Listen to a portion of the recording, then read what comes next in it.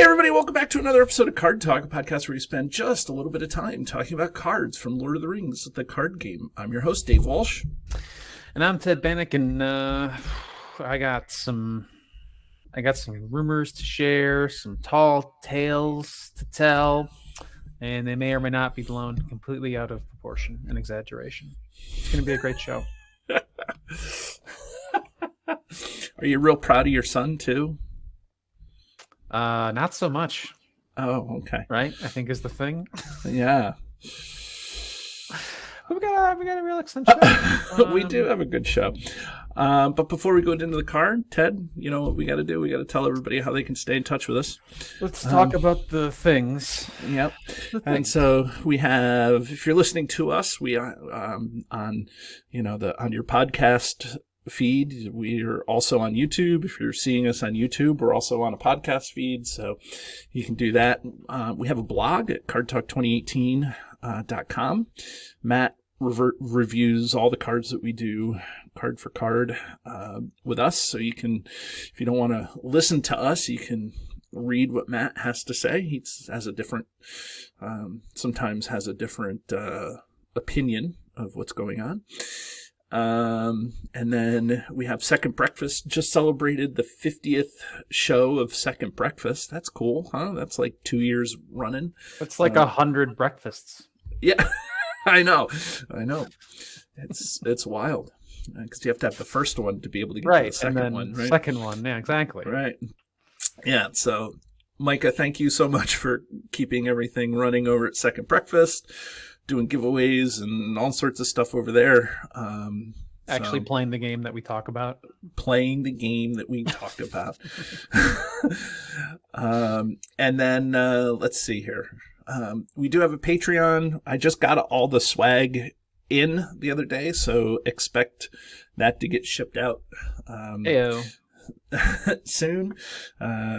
It's exciting. There'll be one last update probably for everybody, just to make sure their addresses are the same. But if you want to join us, Patreon, patreon.com/cardtalk2018, and you can be eligible for our swag when it gets made and released. So, Ted, despite all of that, we're still going to go back and kind of re-review a card that we already talked about once, right? We had a request from Reddit. So, Ted, what card are we going to talk about? We're going to talk about my old Gaffer. Gaffer Gamgee. Yeah. Would you like to read the card, David? Oh, man, I never get to read cards. I mean, it's not that I never get to, but I very rarely get to. But you do. Maybe it's probably still like 40% of the time. Actually, it's probably much higher than you think. But it's a Hobbit, so I think you should do the honors. Okay, so Gaffer Gamgee is a lore ally. He's unique, and he's from the Arid Mithrin Hero expansion, or if you are from the ancient days, it's from the Mount Gundabad expansion, adventure pack, excuse me. And he is a unique Hobbit ally that costs 2 and has 1 will, 1 attack, no defense, and 1 hit point. So he's pretty flimsy. Hobbit. Yeah, he's very hobbity, but the combat action is probably why you're playing Gaffer Gamgee. Return Gaffer Gamgee to your hand. Choose an enemy with an engagement cost higher than your threat until the end of the round. That enemy cannot attack you. So this is why you play Gaffer Gamgee, and the person who reached out to us on Reddit, because we did Gaffer as kind of a spoiler pre-release, he was like, I wonder if there is any updated usages or information that may apply to Gaffer that's good. So, Ted, I have a bunch to say, but it's not, Dave Walsh, the podcast. I'll let you say what kind of is, but you are also a part of this thing. So what do you got? Sure. I'm sure we talked about Well, my favorite things is in order for a card to work, you have to have it in your hand. So I think these cards were definitely out. So just good ways to mention, ways to get him out of the deck are, I want to say Odo Proudfoot is the spirit ally, right? He Mm-hmm. searches the top 5 for a Hobbit. Right.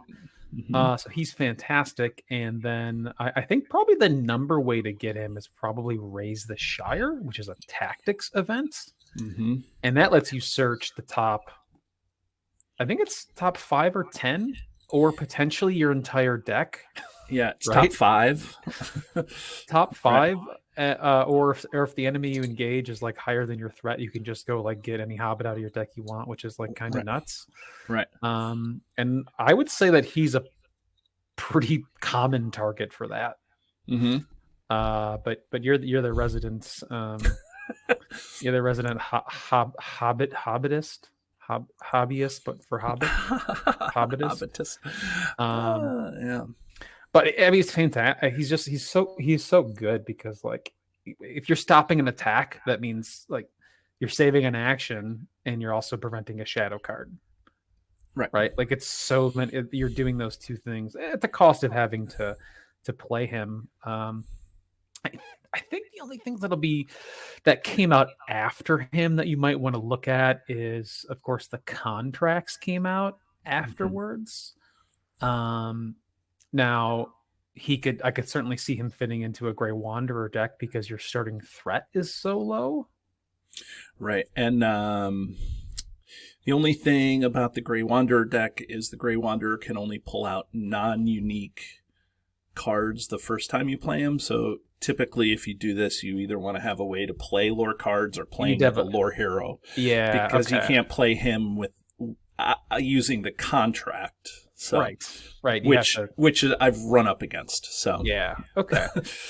And he has kind of an interesting interaction, I think, with a fellowship contract. mhm. Unique allies that can enter in and out of play are kind of interesting because you could play him and he's part of your um how many nine characters is that contract, right? The Fellowship is Yeah, 9. yeah, Yep. yeah. So, and then you could put him in your hand, which turns it off, and then replace him with something stronger, like a more Right. expensive ally you get later. Because boosting his stats are not, you know, so great. but but it's like you could play him early game, your lower threat, you stop an attack, and then maybe you replace him with somebody else. Mm-hmm. So there's a couple things there that I'd note, that I can think of that have been updated, I would say. Yeah. The couple of things that I think really people need to know is that you do not have to play this guy in a Hobbit deck. You just have to have, you just have to be able to have lore access. And for 2 lore, I think that's, that's reasonable, like to have just 1 lore hero. But the problem that I've had is that it's just a combat action. So out of phase attacks are a bummer sometimes. And so that's something that I've fell victim to many times. And a couple other things is that to know is that he doesn't have to be ready. You can exhaust him to quest and then bring him back into your hand during combat, already exhausted and used. So that's actually That's a really good point. that's really good. And Because he then might have boosted willpower from maybe mhm. like the red book of Right, and that's what I was um, gonna bring, the Red Book of Westmarch. West March. That's it. Thank you. So the way that I've gotten the most bang from my buck is in a Hobbit deck because it's low threat, and a lot of those Hobbits, not just Gaffer, but a lot of the Hobbits rely on your threat being lower than the engagement cost, and Yeah. like the whole Tower of Sam stuff. But if you use a lore hero and put the the Red Book of Westmarch on the lore hero, your hobbits get extra willpower, and then if you quest successfully, you also get an extra resource on that hero that used the Red Book of Westmarch. So you can repeatably, if you put the Red Book onto the lore hero, you can repeatably bring Gaffer out each round instead of having to wait to get two if you just have one lore Hobbit hero. Yeah, it depends on how many enemies you're gauging and how many times you need to replay him, and then he can get expensive if you need to rebuild you need to build the rest of your board, not just play Gaffer every turn. Right. Right. Yeah. So, right. Yeah, And like so, you need resources and cards still. Mm-hmm. And thematically, I love when you're playing through the saga, and this guy can prevent the Nazgul from it, the Black Riders, the Nazgul, the hunters, the riders from Mordor, whichever version of the Nazgul there is that you're playing at the time. You can pretty much prevent the Nazgul from attacking in that case. So, I really like Gaffer, and there's no limit. So you can, if you're in a pinch, you can pull Gaffer up, you can sneak attack him, bring him back out, bring him back into your hand, and you can stop 2 attacks if you need to, which I've done before. There's preventing 2 attacks.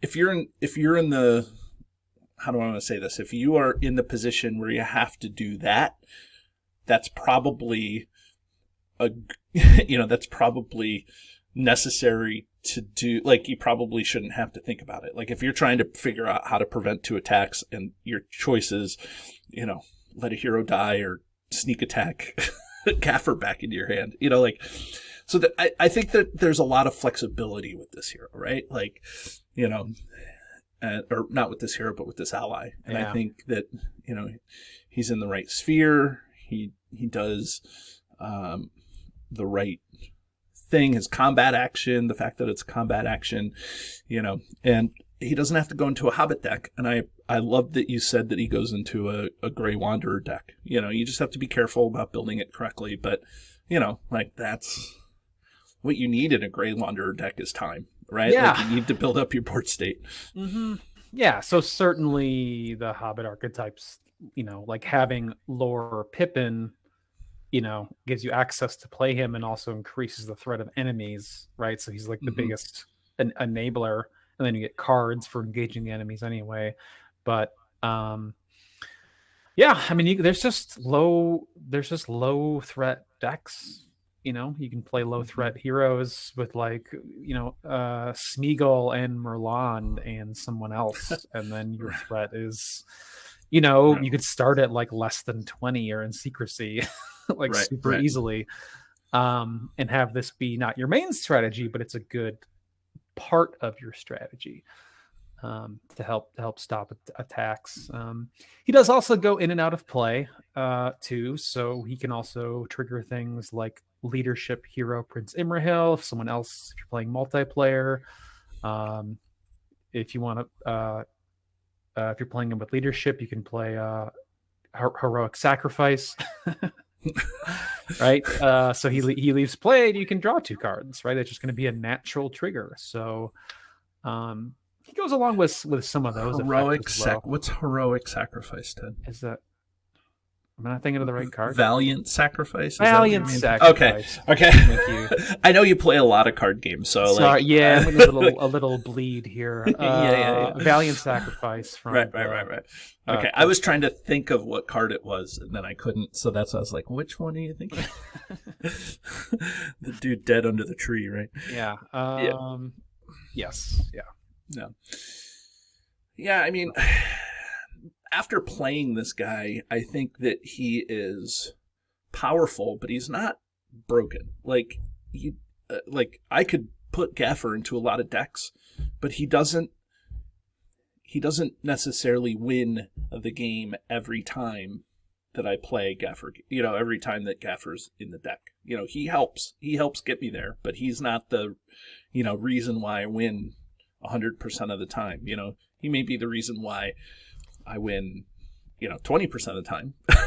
Maybe I missed the attack from a Nazgul or from the big bad enemy that, like a hill troll, then it's great, right? Like it's how it works. Yeah, it's to stop an enemy attack is a powerful effect. Um, so it's strong, but it's conditional. He's very balanced. It's conditional, and you have to have the resources to play. And we're as we talk about all these cards, we're naming cards from all four spheres, right? Like he's Right. lore, and we're talking about it's, tactics and leadership, and there's a lot of Hobbit spirit cards too. So, Right. um, Yeah, the biggest thing is mitigating your threat with this guy.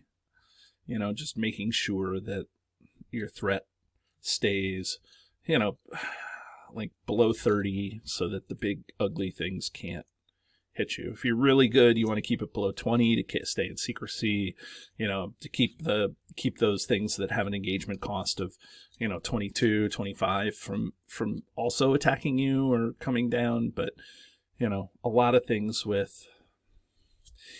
in this game, a lot of things with low threat or low engagement cost aren't horrible to attack, or the things that have low engagement cost and horrible don't come out until later on in the game. Like like the one thing with one engagement cost, like that's going to come out at the end of the game.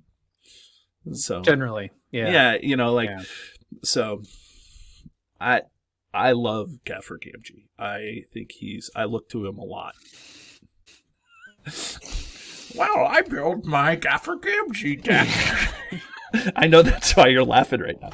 Yeah, it is. He's a card that you are pulling him out. You say, I'm going to build a deck that kind of highlights Gaffer Gamgee and his abilities. Things that don't highlight for him, probably the worst contract is Messenger of the King. He's probably like a terrible Messenger of the King ally, or, Yeah. to make a hero, because then you're just putting a hero back in your hand. Right.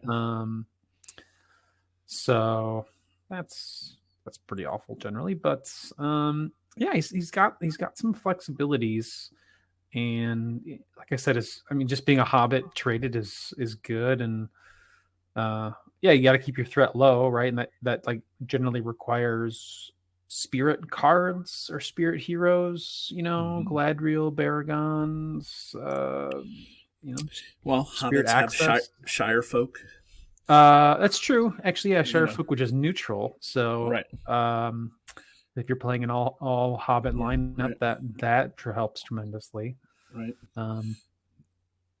Gandalf, and like there's some non-spirit ways. Not, you're talking to the guy who has looked for all these ways to keep your threat low.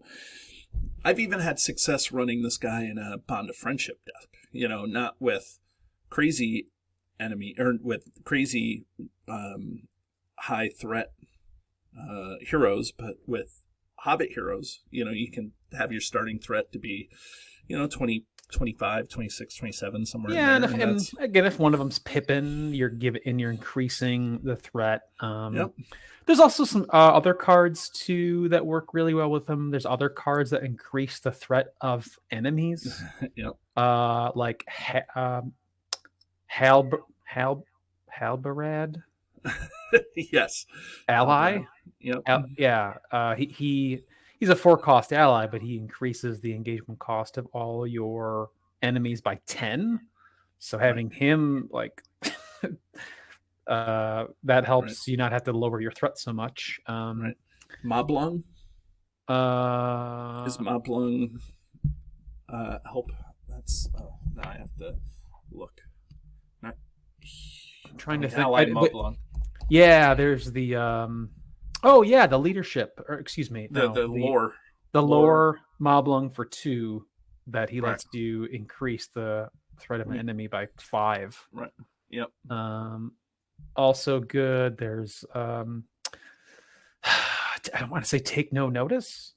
Also, is the lore event that costs 3, and you can reduce it by the amount of rangers and hobbits you have, and that increases the threat of all enemies that round by 5.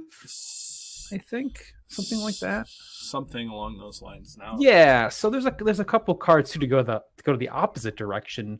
Right. And what's cool is some of those are all those are the ones that we named are just condensed into leadership and lore. right? Without even having to do spirit tricks to lower your threat. Right. Instead, you can go the other direction and increase the threat of the enemies. So that's kind of cool. There's some flexibility there. Right. Yeah, and I know that, I mean, in a perfect world, C-Stan has probably, come up with a deck to just completely neutralize the encounter deck from enemies or something. Like this doesn't work on this doesn't work on immune enemies, but it not all enemies are immune to player card effects. So I mean, I'm sure that's happened, but I just think that this guy is really powerful and good to use. It's a strong effect. You do have to build around it somewhat with some of the cards that we named and picking your heroes, right? You can't just throw them into any lore deck. And of course, he's also he's only got 1 hit point, right? So as he's sitting on your board, he is subject to damage from treachery cards or sometimes enemies that engage you. Right. Well, should we ring this guy? Well, for anybody who doesn't know or may have forgotten, we have a highly scientific yet arbitrary system where we rank a card on a scale from 1 to 10, where 1 is the best card in the game, or the one card to rule them all, or a 10, which is the card that we throw back into the fiery chasm from whence it was made. I'm gonna go with a 2. I was debating between a 1 and a 2 because I think that this guy could go in just about any lore deck. And you're not going to use this guy for his stats. You're using him for his combat action. So, I mean, he can go in any lore deck. The only exception may be like a high threat end deck or something. But, I just think that he can go into any lore deck and can, if you have access to lore, you should consider putting this guy into your deck as a solution to a problem. And you can make him better with all the things that we said, running a low threat set of heroes, running threat reduction or engagement cost increasing cards. You can also, I don't know. There's all sorts of things you can do. We talked about it. So, I think that he is better than a 3. I was actually thinking that he may be a 1, like his son, Gaffer Gamgee, of course, is Sam Gamgee's dad. But I don't know. I can't. Maybe 2 Gamgees at 1 is a little too much. So I'm going to give him a 2, but he is very good for what he is. So I don't know. Okay, everybody. Well, we'll sign off now, and you can join us again next week as we talk about more cards in the game. Have a great day, everybody. Do you love the content? Here's what you can do to stay connected. Become a patron. The money collected through Patreon goes into keeping the lights on here at the podcast. We love our patrons, and you can join at many different levels. Visit patreon.com/cardtalk2018. You can subscribe to us, whether you're watching our YouTube channel or you're listening to us in your favorite podcatcher. Hit the subscribe button to get notifications of all our new episodes. Didn't know we were an audio podcast? Find us by searching Card Talk to get access to our 120 plus regular episodes. Didn't know we were a video channel? Find us by searching Card Talk LOTR LCG on YouTube. And there you can find not only our regular episodes, but you can find our bonus playthroughs and other content related to the game. Want to get a hold of Ted, Grant, or myself?